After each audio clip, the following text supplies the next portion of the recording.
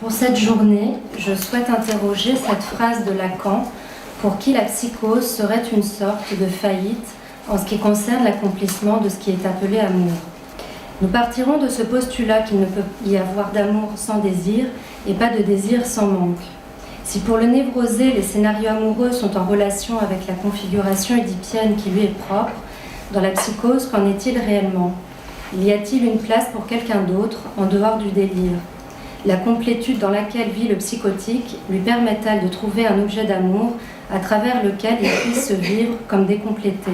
Enfin, qu'en est-il du transfert ? Comment le rendre possible ?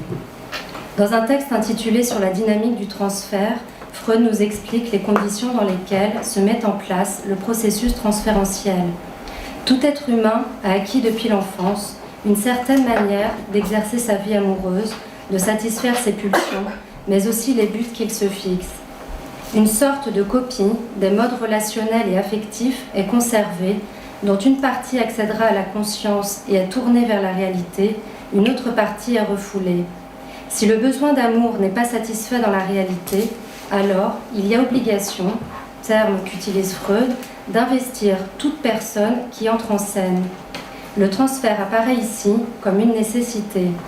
C'est dans le transfert que ces notions vont trouver à se réactualiser de nouveau, puisque le patient ne demande qu'à satisfaire un besoin d'amour et de reconnaissance, ce qui va le pousser à renouer et à rejouer la position infantile qu'il occupait vis-à-vis des personnes aimées de son enfance. Quant à la puissance du transfert, elle est liée aux motions libidinales inconscientes ignorées du patient ou du psychanalysant. Le processus psychanalytique consiste alors à le sortir de son ignorance en rendant ces motions libidinales accessibles à la conscience et au service de la réalité. Ici s'opère la jonction entre l'ignorance relevant du symbolique et l'amour relevant de l'imaginaire. Ce qui est important à retenir ici, c'est que le transfert prend naissance à partir de ce besoin d'amour insatisfait. C'est donc la demande d'amour et le désir de reconnaissance qui vont être le moteur de la relation transférentielle dans la rencontre avec le clinicien. Mais que se passe-t-il alors si la libido ne trouve pas à se fixer sur un objet et prend satisfaction dans le moi ? Est-ce que le besoin d'amour est une nécessité de l'existence ? Dans Pour introduire le narcissisme, Freud répond de la manière suivante.